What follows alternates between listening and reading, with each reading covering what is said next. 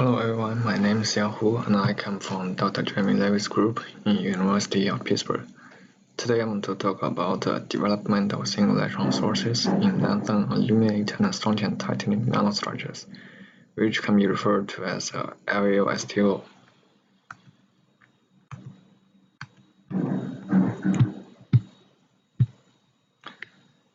LAO and STO are both insulating perovskite and oxide, but when you combine them together, the interface can exhibit high mobility to the electron gas and gate tunable insulator to metal transition, as well as silver conductivity, magnetism, and tunable spin-orbit coupling.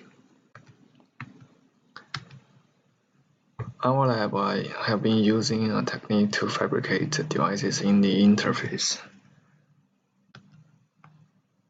To do the electrical measurements of the device in the interface, we deposit titanium and gold electrodes to contact with the interface.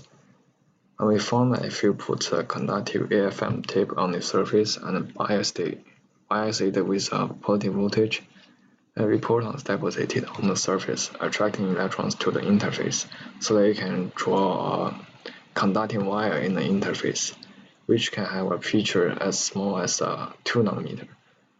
After this, if you bias the tip with a negative voltage, you can create barriers so that you can cut such wire. In this process, no physical modification was made, and it can be repeated for many times. This is showing how it works. The positively biased tip will create a conducting wire in the interface, and the negatively biased tip will create barriers.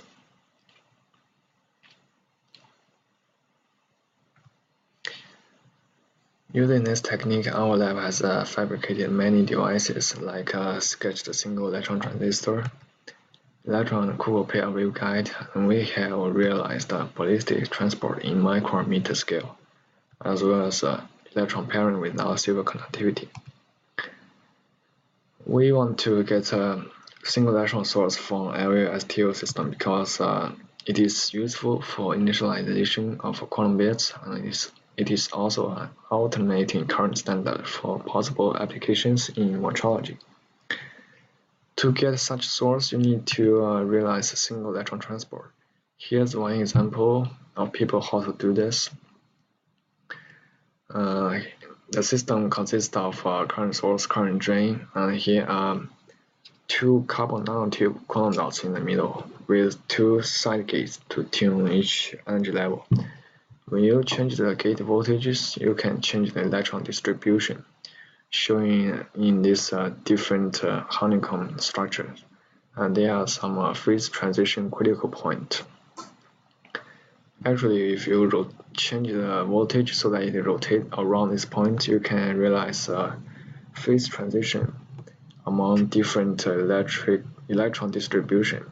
And in one period, you will tunnel only one electron through. So that if you change the voltage faster, you will get more electrons tunneling through, and the current should be linear to the changing frequency. Here's my device. The green part is a conducting region in the interface, and we are applying a source AC source signal to this current source, and we mirror the current signal from the drain using a lock-in. In the center part, we have 3 components. We have 2 quantum dots on the sides and 1 nanowire in the middle. And here are 3 side gates to tune the energy level of each of them. Here's how I wrote this device. First, I apply a negative voltage and positive voltage to a tip and conduct a conducting wire in the interface. Then I move the tip to the position where I want to write a quantum dot and hold it there. Then I apply 2 voltage poles. The first negative poles will create barriers, and the positive poles will create a quantum dot. Using the same method, I will create another quantum dot and connect it to a source drain and side gates. So here's my most recent experiment. I cooled the device to 2K. And I changed I measured the 2 terminal conductance at different left and right gate voltage. The signal looks like this. We can only get a finite conductance in this limited region. Actually, if you fix the voltage on the right gate, the signal looks like this. It can be regarded as two peaks combined with each other. Actually, when you increase the magnetic field, the signal will change like this. Where a large magnetic field, there are some Zeeman-like splitting. But the interesting thing is such splitting only happen about some critical magnetic field. So we believe below this critical field, the electrons are pairing, and we are transmitting electron pairs in this region. When you stack these plots together, you get such a picture. And you can clearly see the structure here, where the peak slits only above some critical pairing field. Such a feature has been seen in previous devices in our lab. So this experiment is done on a sketched single-electron transistor, where they have one quantum dot in the middle, and they have a side gate to tune its chemical potential. When the bias is 0 and the magnetic field is 0, the conductance will change like this, where there are also some peaks. And when you increase the magnetic field, the peak will split, and also only above some critical field. We characterize the voltage splitting distance with respect to the magnetic field, and this is how it looks like. There's a linear relationship, and the critical pairing field at this temperature 2K is about plus or minus 2.6 Tesla.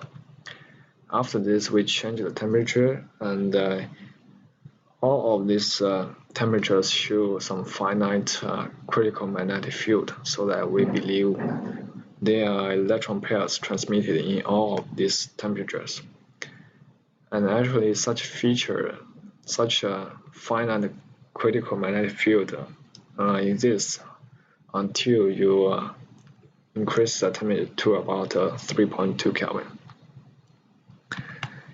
We are still trying to understand this, and here's a picture we have at the moment. The left is the source and the right is the drain. In the middle, there are the energy level of left dot and the right dot, and in the middle, the nanowire provide a tunneling channel. When the magnetic field is below the critical pairing field, the electrons are paired. And when you change the left gate voltage so that the energy level of the left dot is below the chemical potential of the source, and it enters this tunneling channel, there will be electrons tunneling through, so that you get peak 1, this wide but low peak. And when you lower the energy level of the left dot further so that it aligns resonantly with the right dot, this electron pair can tunnel through with a larger probability, corresponding to this thin but higher peak. And when the magnetic field is above this critical pairing field, the electron pair will get separated, and these two electrons will tunnel through individually,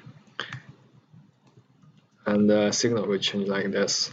For example, the spin up electron will tunnel in one channel at some voltage correspond to this peak, and the spin down electron will tunnel through another tunneling channel correspond to this peak.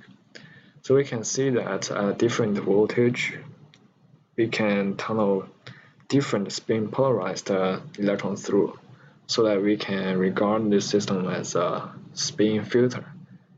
And it will be very interesting if we can make this on-demand source. To summarize, LAO STO system is a potential candidate for single-electron sources, and we still have a long way to go. Next, we are planning to apply a radio frequency signal to the gate, and This single electron source can also be combined with surface acoustic wave project, which is another project in our lab, and here's a talk about this in this session. So here there are many other talks from our lab. You can just attend these talks. Thank you.